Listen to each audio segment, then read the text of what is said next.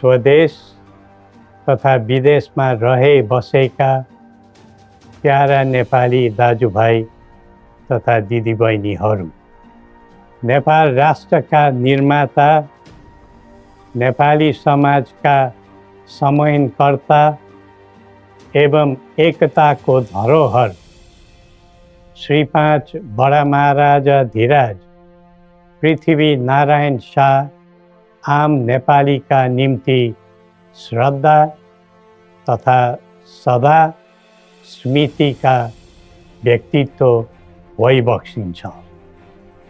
मौसुफको 304औं जन्म जयन्ती तथा राष्ट्रिय एकता दिवसका उपलक्ष्यमा हामी उहाँलाई नमन गर्दै श्रद्धा सुमन अर्पण गर्दछौँ।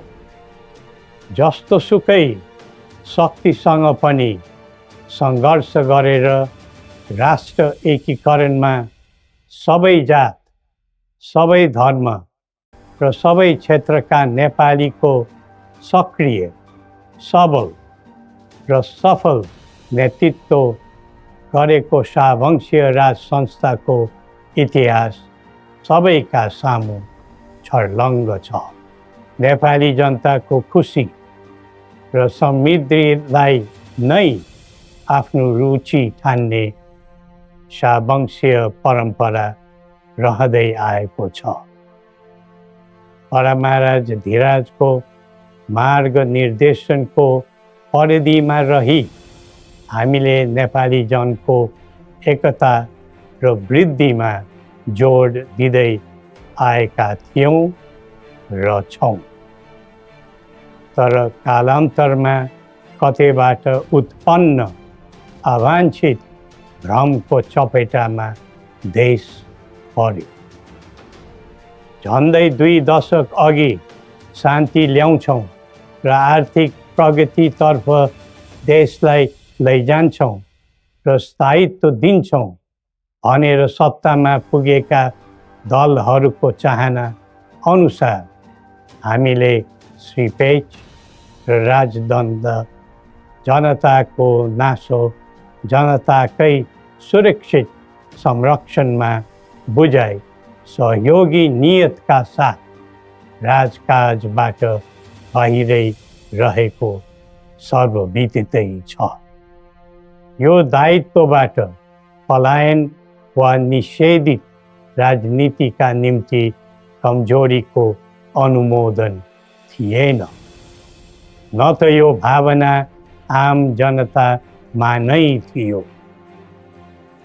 नारायणहिटी राजदरबारबाट हामी बाहिरिएको करिब 2 दशक बित्दा पनि देशले सामना गरिरहनु परेको सङ्कटले हामीलाई चिन्तित तुल्याएको छ।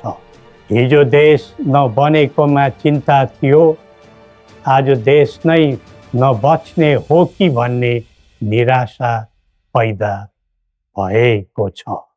बडा महाराज धीराजबाट 22 वर्षको युवा अवस्थामै सुरु गरिबक्सेको एकीकरणको सफलता पछि आधुनिक नेपाललाई 4 वर्ण 36 जातको साझा फुलबारीको रूपमा चित्रण गरिबक्सेको थियो।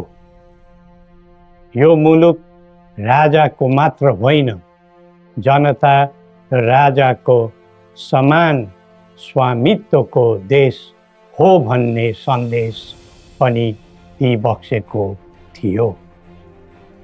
भाषण अनि जादु वा चमत्कारले यो देश बनेको होइन र बन्दैन पनि।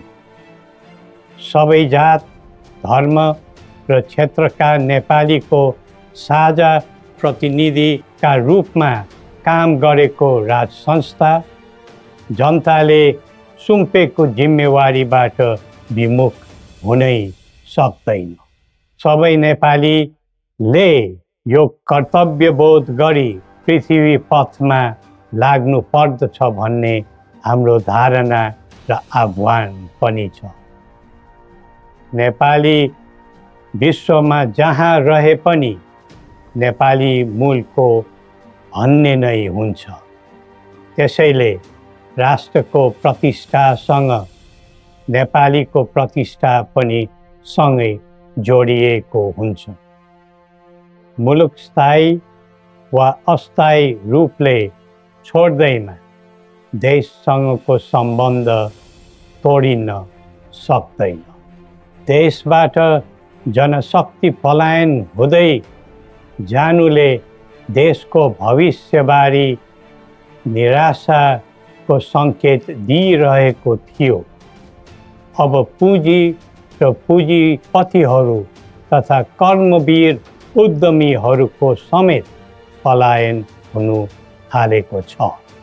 यो क्रमलाई तत्काल निरुत्साहित र नियन्त्रण गर्न सकिएन भने मुलुक असफलताको सङ्घारमा पुग्न सक्ने सम्भावनालाई लिएर हामी आहत भएका छौँ। बडा महाराज धीराजबाट स्वदेशको पुँजी पलायनमा रोक लगाउनु पर्ने पक्षलाई महत्त्वका साथ जोड दिबक्सी जनता सक्षम र बलिया भए मात्र देश बलियो हुन्छ भनी दिव्य उपदेशमा उल्लेख गरिबक्सेको छ।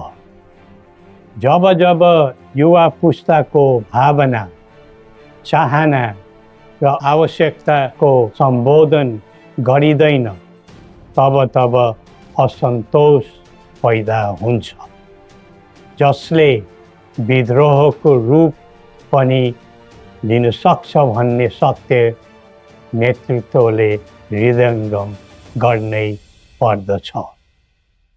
नेतृत्वले पटक पटक युवालाई प्रयोग मात्र गर्ने तर उनीहरूको आवश्यकता बुझेर काम नगर्ने प्रवृत्तिले युवामा असन्तोष जन्मेर देशमा जनधनको हानि भयो।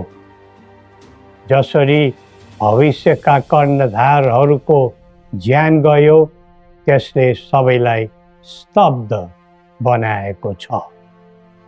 युवाहरूमा भ्रष्टाचारप्रति असहिष्णुता र आइटी प्रतिस्पर्धामा अग्रताको जोस देखिनु उज्जवल भविष्यको सङ्केत हुन्। तर उन्नतिको गन्तव्यमा राजनीति चुक्यो भने अल्छीको सपना मात्र बन्न जान्छ।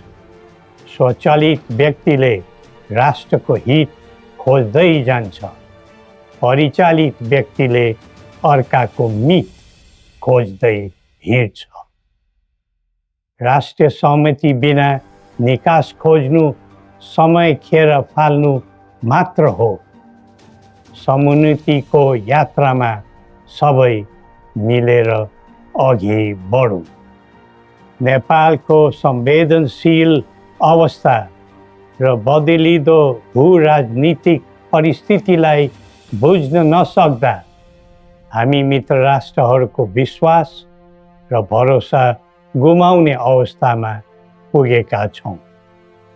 असन्तुलित बन्दै गइरहेको परराष्ट्र नीति र व्यवहारले राष्ट्र हितमा गम्भीर असर पुगिरहेको समयमा दिव्य उपदेश र बौद्धिक दृष्टिकोणहरूको महत्त्व अझ बढ्दै गएको छ। कतिपय देशले स्वार्थको लागि कुनै न कुनै सुरक्षा कवच खोज्दैछन्। हाम्रो देशको सही छहारी शान्तिको कवच हुनै पर्दछ। नेपाल निर्माणमा मार्गदर्शी र सेनापति बडा महाराजा धीराजको विरासत र वंशका प्रतिनिधिका रूपमा मेरो भूमिका स्पष्ट रहेको छ। पृथ्वी पथले वकालत गरेको राष्ट्रिय स्वतन्त्रता सबै तहका भ्रष्टाचारलाई दण्डनीय अपराध मान्ने र कसैप्रति घाह नराख्ने शान्ति क्षेत्र नेपाल नै हाम्रा अभिष्ट र माग चित्र हुन्। जनताको चाहनाबाट कझै निर्धारित हुनुपर्ने परिकल्पना पृथ्वी पथका मौलिक आकांक्षा हुन्। अन्तमा जनता र राजाले एकीकरण गरेर निर्माण गरेको नेपाल राष्ट्रको समग्र हितलाई आत्मसात गर्दै सबल राष्ट्र बनाउने महान कार्यमा सबैलाई जुटौँ र नेपाललाई फेरि उठाउँ। श्री गोरखनाथले हामी सबैलाई सद्बुद्धि दिउन्। जय नेपाल।